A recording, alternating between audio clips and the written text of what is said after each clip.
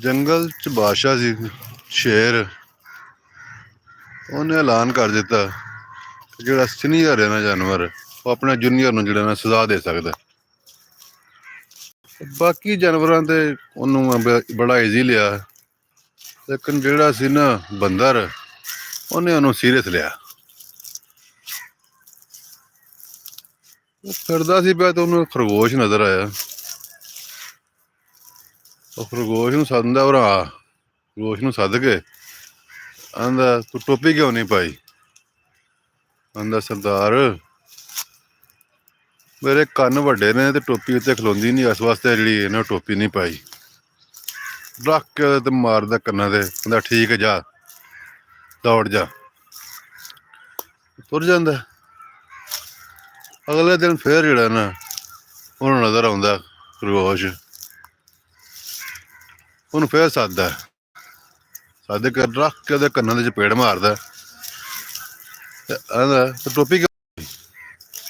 ਬੰਦਰ ਵਿਚਾਰਾ ਰੋਣ ਵਾਲਾ ਮੂੰਹ ਬਣਾ ਕੇ ਆਂਦਾ, ਸਰਕਾਰ ਕੱਲ ਵੀ ਤੁਹਾਨੂੰ ਮੈਂ ਕਿਹਾ ਸੀ ਕਿ ਜਿਹੜੇ ਨੇ ਮੇਰੇ ਕੰਨ ਵੱਡੇ ਨੇ, ਇਸ ਵਾਸਤੇ ਜਿਹੜੀ ਇਹਨਾਂ ਨੂੰ ਟੋਪੀ ਨਹੀਂ ਪਾਈ, ਕੋਈ ਨਹੀਂ ਪੈਂਦੀ ਟੋਪੀ। ਬੰਦਰ ਜਿਹੜਾ ਨਾ ਖਰਗੋਸ਼ ਬੜਾ ਪਰੇਸ਼ਾਨ ਹੁੰਦਾ ਵਿਚਾਰਾ। ਤੀਸਰੇ ਦਿਨ ਫੇਰ ਇੰਝ ਹੀ ਹੁੰਦਾ, ਉਹ ਫੇਰ ਉਹਨੂੰ ਨਜ਼ਰ ਆ ਜਾਂਦਾ, ਉਹ ਫੇਰ ਉਹਦੇ ਰੱਖ ਕੇ ਕੰਨਾਂ ਦੇ ਚਪੇੜ ਮਾਰਦਾ, ਕਹਿੰਦਾ ਟੋਪੀ ਕਿਉਂ ਨਹੀਂ ਪਾਈ?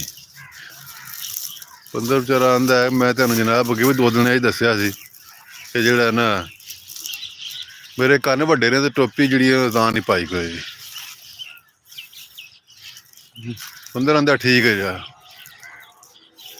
ਜਿਹੜਾ ਹੁੰਦਾ ਖਰਗੋਸ਼, ਉਹ ਲੈ ਕੇ ਜਾਂਦਾ ਆਪਣੀ ਸਦਾ ਜਿਹੜੀ ਹੈ, ਸ਼ਿਕਾਇਤ ਜਿਹੜੀ ਹੈ, ਉਹ ਸ਼ੇਰ ਕੋਲ ਲੈ ਜਾਂਦਾ।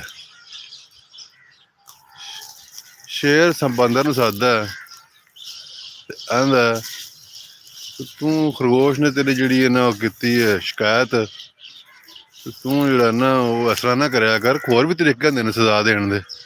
ਮਸਲਨ ਤੂੰ ਸੱਦਿਆ ਕਿਸੇ ਨੂੰ ਬੁਲਾਏ, ਮੈਨੂੰ ਆਖੇ ਜਾ ਸਮੋਸੇ ਲੈ ਕੇ ਆ, ਉਹ ਸਮੋਸੇ ਲੈ ਕੇ ਆਏ ਤੇ ਤੂੰ ਜਿਹੜਾ ਨਾ ਉਹਨੂੰ ਚਪੇੜ ਮਾਰ, ਉਹਨੂੰ ਆਖ ਜਿਹੜਾ ਨਾ ਤੂੰ ਚਟਨੀ ਨਹੀਂ ਲੈ ਕੇ ਆਇਆ।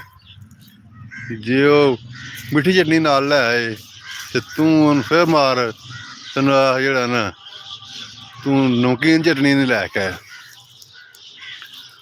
ਆਂਦਾ ਠੀਕ ਹੈ। ਤੇ ਖਰਗੋਸ਼ ਜਿਹੜਾ ਨਾ ਇਹ ਸਾਰੀਆਂ ਗੱਲਾਂ ਕੋਨੇ 'ਚ ਲੱਗ ਕੇ ਲੈ ਕੇ ਸੁਣਦਾ ਸੀ ਪਿਆ। ਅਗਲੇ ਦਿਨ ਜਿਹੜਾ ਨਾ ਫੇਰ ਉਹਨੂੰ ਨਜ਼ਰ ਆ ਗਿਆ ਖਰਗੋਸ਼ ਬੰਦਰ ਨੂੰ, ਉਹਨੇ ਸੱਦਿਆ ਇਹਨੂੰ, ਆਂਦਾ ਹਾਂਜੀ ਇੱਧਰ ਆ ਭਾਈ, ਜਾ ਸਮੋਸੇ ਲੈ ਕੇ ਆ। ਉਹ ਦੌੜ ਆਇਆ, ਠੀਕ ਹੈ ਜੀ ਸਰਕਾਰ ਲੈ ਕੇ ਆਉਣਾ। ਉਹ ਜਾ ਕੇ ਸਮੋਸੇ ਲੈ ਕੇ ਤੇ ਆ ਗਿਆ। ਬੰਦਰ ਆਂਦਾ ਚਟਨੀ ਲਿਆਂਦੀ ਆ? ਖਰਗੋਸ਼ ਆਂਦਾ ਹਾਂਜੀ ਲਿਆਂਦੀ ਹੈ। ਆਂਦਾ ਕਿਹੜੀ ਲਿਆਂਦੀ ਹੈ?